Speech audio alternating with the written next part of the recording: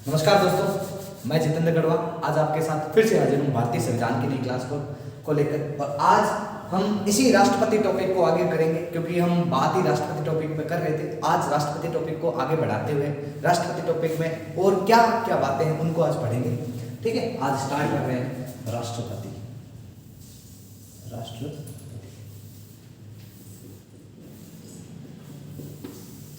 देखिए, हमने बात किया कि किस प्रकार कौन कौन सी ऐसी महिलाएं थी जो इस राष्ट्रपति चुनाव में भाग लिए। लास्ट तक हमने ये पढ़ा। आज इसके अलावा हम कुछ विशेष राष्ट्रपति टॉपिक में कुछ विशेष है उनको पढ़ेंगे। पूछा जाता है क्या राष्ट्रपति का चुनाव सर्वाधिक बार लड़ने वाले व्यक्ति कौन थे। ठीक है, तो इन चीजों को आप नोट लगा के लिख सकते हो। तो नोट लगा के देखा, एक व्यक्ति हुआ करते थे जिनका नाम था चौधरी हरिराम। नाम क्या था? चौधरी हरिराम। चौधरी हरिराम ने राष्ट्रपति का चुनाव 5 बार लड़ा था। ठीक है, चौधरी हरिराम जिन्होंने राष्ट्रपति का चुनाव 5 बार लड़ा था। ठीक है, तो नोट लगा के लिख सकते हैं, चौधरी हरिराम ने राष्ट्रपति का चुनाव 5 बार लड़ा, लेकिन जीते एक बार भी नहीं, क्योंकि आज तक हमारे भारत के पूरे लोकतंत्र में कोई चौधरी हरिराम नाम से कोई राष्ट्रपति नहीं हुआ। ठीक है, तो चौधरी हरिराम जिन्होंने सर्वाधिक 5 बार राष्ट्रपति का चुनाव लड़ा। इसके बाद पूछ लिया जाता है क्या कोई सुप्रीम कोर्ट के पूर्व मुख्य न्यायाधीश या न्यायाधीश है क्या जिन्होंने राष्ट्रपति का चुनाव लड़ा? बिल्कुल, एक सुप्रीम कोर्ट के पूर्व मुख्य न्यायाधीश हुआ करते थे जिनका नाम हुआ करता था के सुब्बाराव। इन्होंने राष्ट्रपति का चुनाव 1967 में राष्ट्रपति का चुनाव लड़ा था। ठीक है, तो नोट लगा के लिख सकते हैं कि उच्चतम न्यायालय के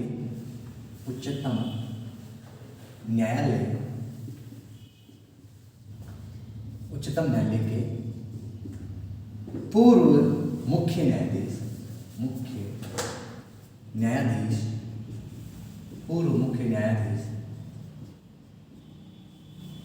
के सुब्बाराव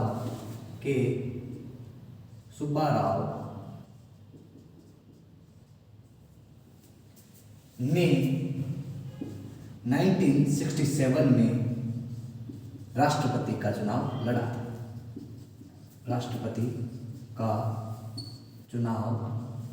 था। ठीक है, के सुब्बाराव जिन्होंने राष्ट्रपति का चुनाव 1967 में राष्ट्रपति का चुनाव लड़ा, ये तो थे सुप्रीम कोर्ट के पूर्व मुख्य न्यायाधीश। पूछा जाता है क्या कोई सुप्रीम कोर्ट के न्यायाधीश भी हुए जिन्होंने राष्ट्रपति का चुनाव लड़े? बिल्कुल, एक 1982 में एक न्यायाधीश हुआ करते थे जिनका नाम था HR खन्ना साहब ने भी राष्ट्रपति का चुनाव लड़ा। उसके बाद ठीक 5 साल बाद 1987 में जब फिर से राष्ट्रपति का चुनाव हुआ तो उस समय VR कृष्णन अय्यर ने भी राष्ट्रपति का चुनाव लड़ा। तो नोट लगा के ये भी लिख सकते हैं। उच्चतम न्यायालय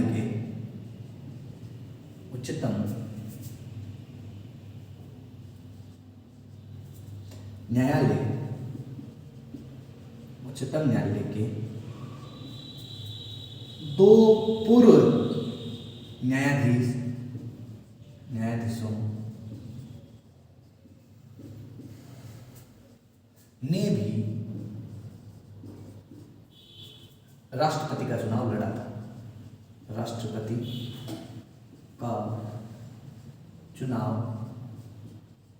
था।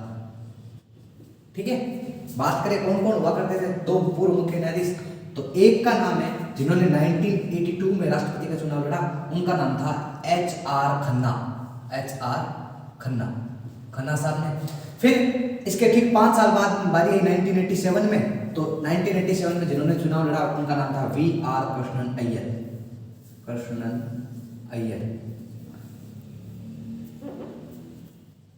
VR कृष्णन अय्यर ने भी राष्ट्रपति का चुनाव लड़ा था।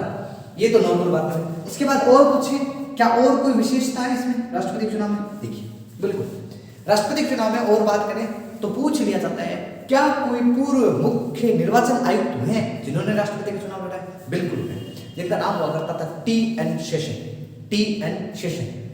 आप आज जो वोटर आईडी देखते हो, उस वोटर आईडी कार्ड पे आपकी जो फोटो लगी होती है, उसका श्रेय, उस फोटो लगाने का श्रेय अगर किसी को दिया जाता है तो वो पूर्व मुख्य निर्वाचन आयुक्त हुआ करते थे, जिनका नाम था टी.एन. शेषन।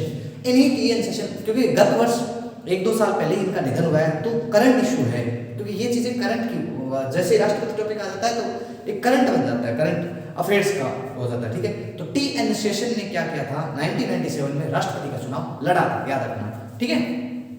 तो लिख सकते हैं पूर्व मुख्य निर्वाचन आयुक्त, मुख्य निर्वाचन आयुक्त टी.एन. शेषन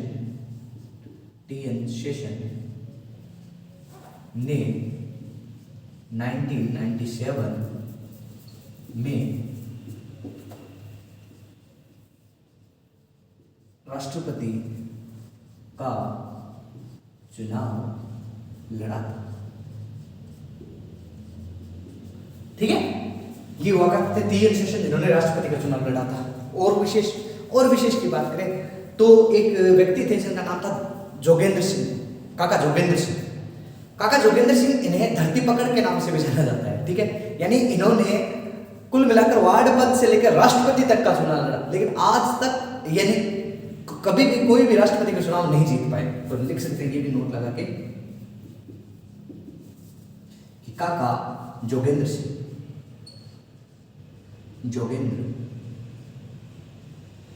सिंह, जिनका उपनाम है धरती पकड़,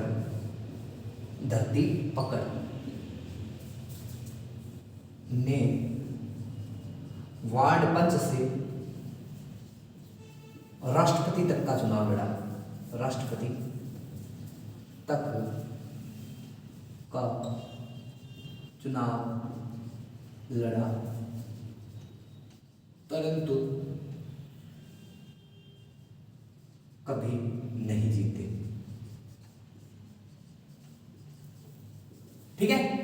इसके बाद और पूछा जाता है कोई और है व्यक्तित्व, तो देखिए संविधान सभा के एक सदस्य हुआ करता था, नाम था उनका प्रोफेसर के.टी. शाह। क्या नाम हुआ करता था?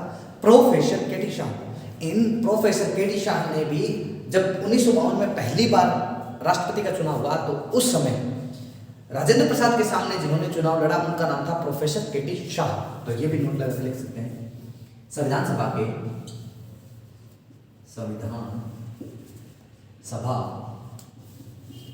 के सदस्य प्रोफेसर के.टी. शाह ने भी राष्ट्रपति का चुनाव लड़ा, ठीक है। Professor K T. शाह ने भी राष्ट्रपति का चुनाव लड़ा। और क्या विशेष है इसमें, तो एक नोट और आप लगा के लिख सकते हैं। कई बार क्वेश्चन पूछ लेते हैं, क्या कोई व्यक्ति ऐसे हुए जिनका पद पर रहते हुए निधन हुए? बिल्कुल। एक राष्ट्रपति हुआ करते थे हमारे जाकिर हुसैन साहब, जो प्रथम मुस्लिम राष्ट्रपति हुआ करते थे देश के। 1969 की बात है, जाकिर हुसैन। और एक 1977 की बात है, देश के राष्ट्रपति हुआ करते थे उस समय फखरुद्दीन अली अहमद। जब देश में पहली बार इमरजेंसी लगी थी, पहली बार नहीं, दूसरी बार जब इमरजेंसी लगी थी इंदिरा गांधी के समय, तो उस समय देश के राष्ट्रपति हुआ करते थे फखरुद्दीन अली अहमद। तो एक तो जाकिर हुसैन साहब 1969 में, 1969 में, और एक फखरुद्दीन अली अहमद जिन्होंने 1977 में पद पर रहते हुए जिनका निधन हुआ। तो ये भी नोट लगा सकते हैं कि 1969 में जाकिर हुसैन साहब,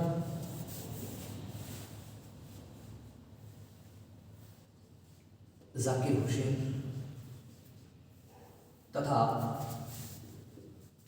1977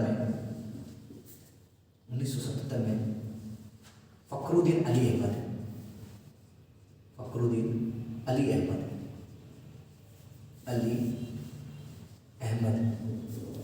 जिनका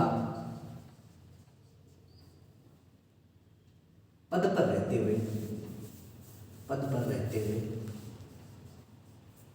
पर रहते हुए निधन हुआ। हुआ। ठीक है दोस्तों, अब बस देखो, पूछा जाए कि राष्ट्रपति के चुनाव सर्वाधिक बार किसने लड़ा, तो चौधरी हरिराम ने लड़ा। फिर पूछा जाए कि क्या कोई उच्चतम न्यायालय के मुख्य न्यायाधीश हुए, तो याद रखना उच्चतम न्यायालय के पूर्व मुख्य न्यायाधीश हुआ करते थे जिनका नाम था के सुब्बाराव, जिन्होंने 1967 में राष्ट्रपति का चुनाव लड़ा था। उसके बाद आती है कोई उच्चतम न्यायालय के और न्यायाधीश हुए क्या, बिल्कुल याद रखना, एक दो न्यायाधीश ऐसे हुए जिन्होंने राष्ट्रपति का चुनाव लड़ा है।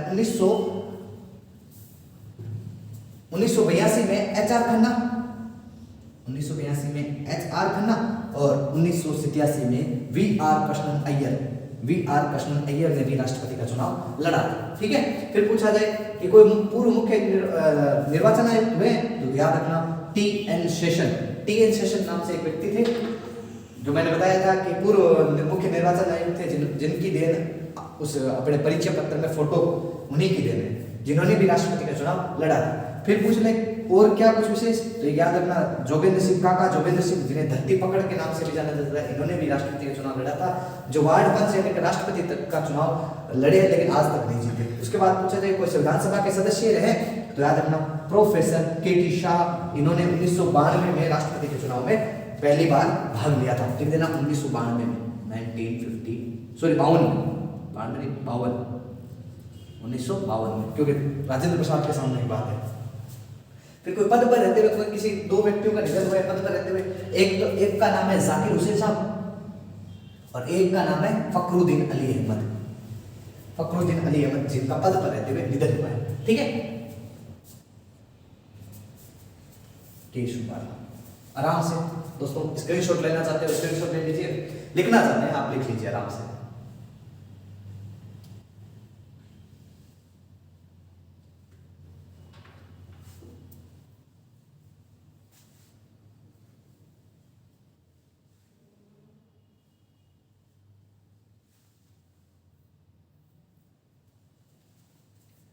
लिख लिया होगा दोस्तों आपने।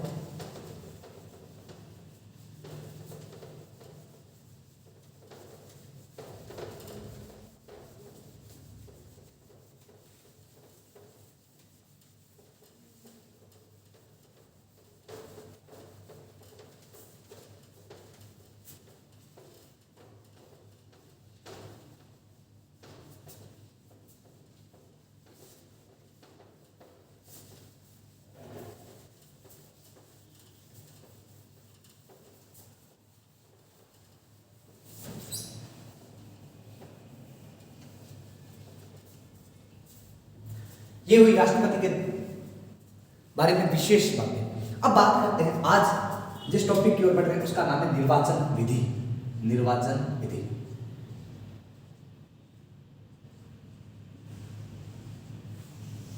ये क्या है, यानी राष्ट्रपति का चुनाव किस विधि से होता है उसका उल्लेख बात करते हैं। मतलब राष्ट्रपति का चुनाव किस विधि से होगा, कैसे होगा, आज उसी विधि को पढ़ेंगे कि राष्ट्रपति का चुनाव कैसे होता है, राष्ट्रपति के चुनाव में प्रस्तावक कितने होते हैं, राष्ट्रपति के चुनाव में अनुमोदक कितने होते हैं, राष्ट्रपति का चुनाव लड़ा कैसे जाता है, उसी विधि की बात करेंगे। तो याद रखना राष्ट्रपति का चुनाव जिस विधि से होता है उसे कहते हैं एकल संक्रमणीय, एकल संक्रमणीय, एकल संक्रमणीय, आनुपातिक, आनुपातिक, हस्तांतरित, हस्तांतरित गुप्त मतदान प्रणाली,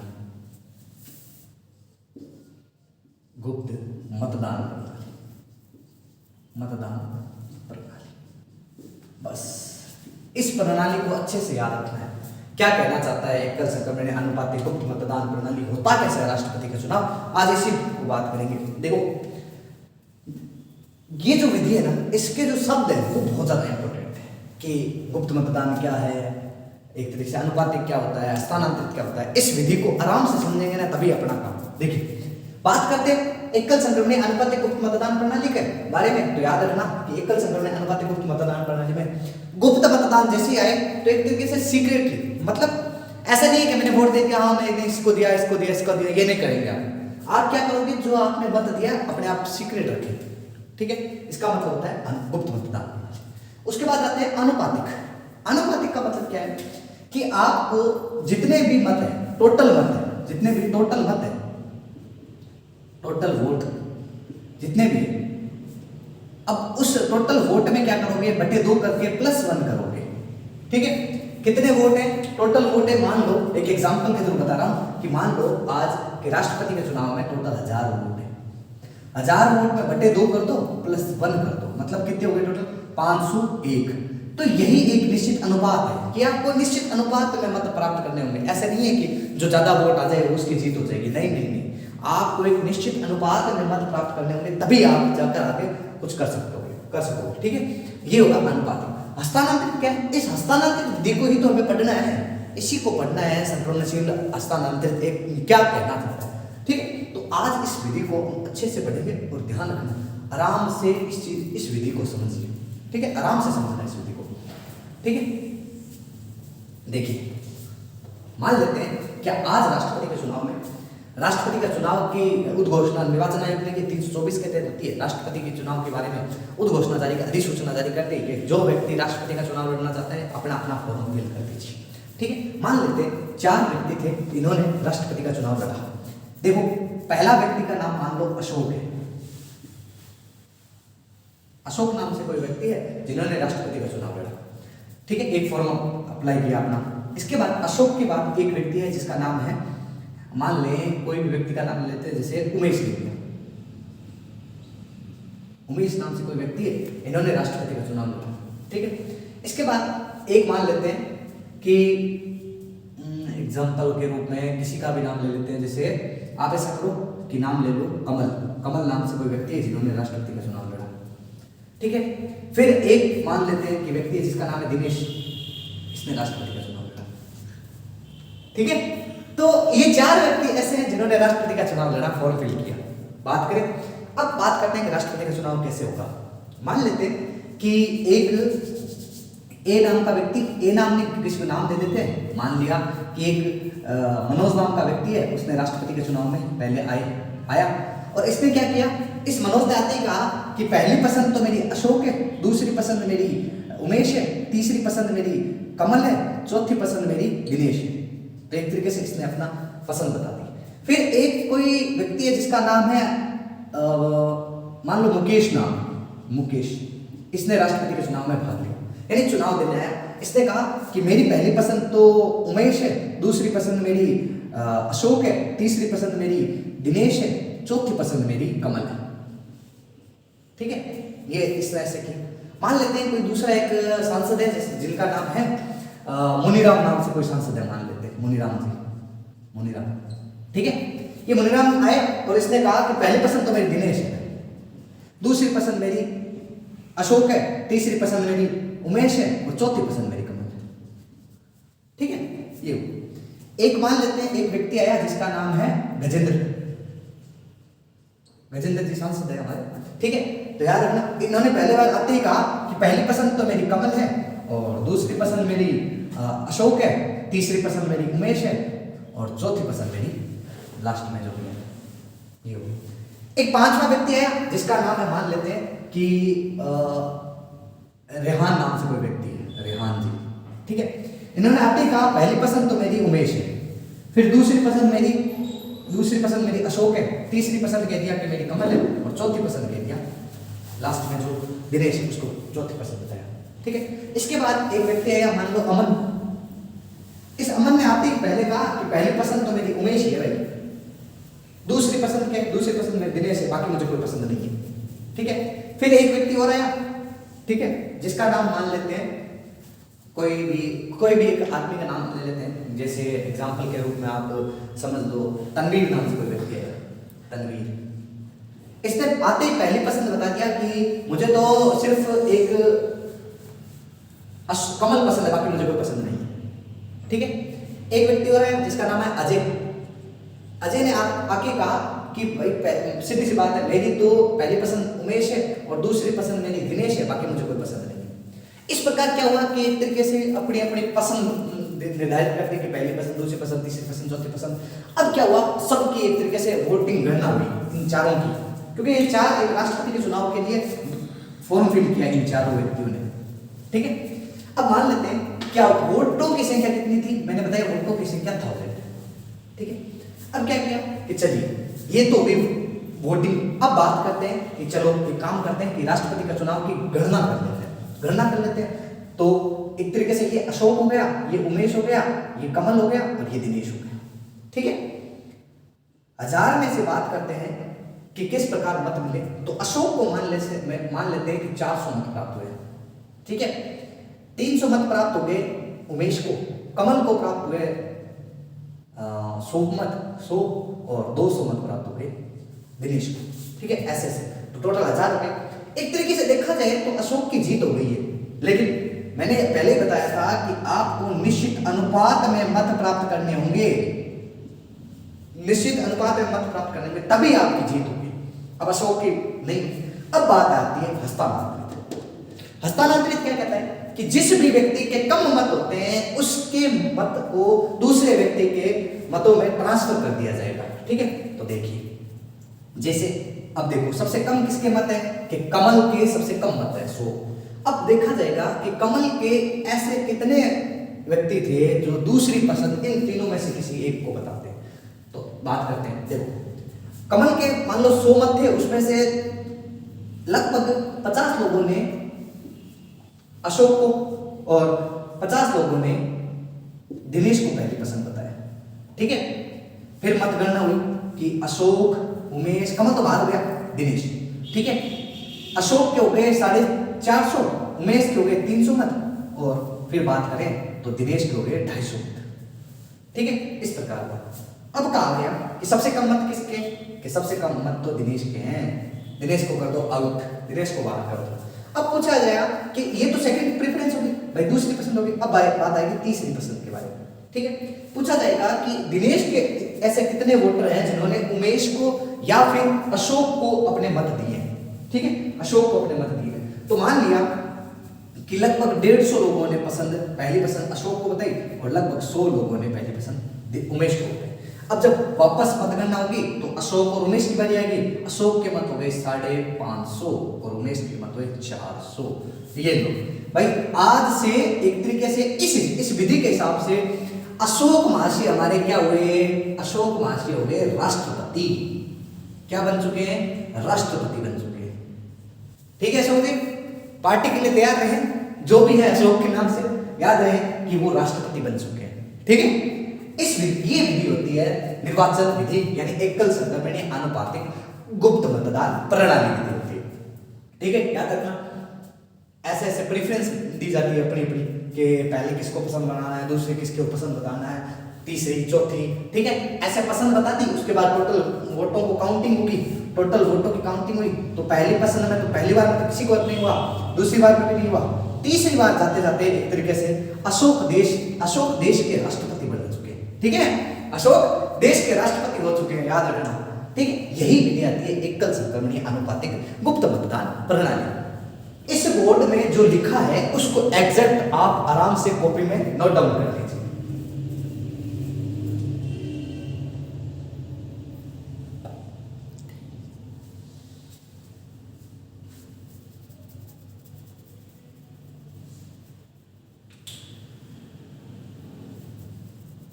आराम से लिख ले, इस विधि को आराम से पढ़े। समझ बहुत इतनी हार्ड नहीं है, लेकिन थोड़े समझने की बात है। समझ आ गई तो बहुत अच्छी बात है आपको।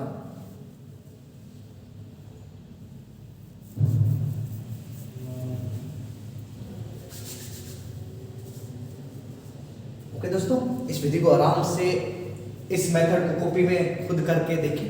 बाकी मिलते हैं आपके साथ अगली क्लास में। ठीक है दोस्तों, मिलते हैं, बाय।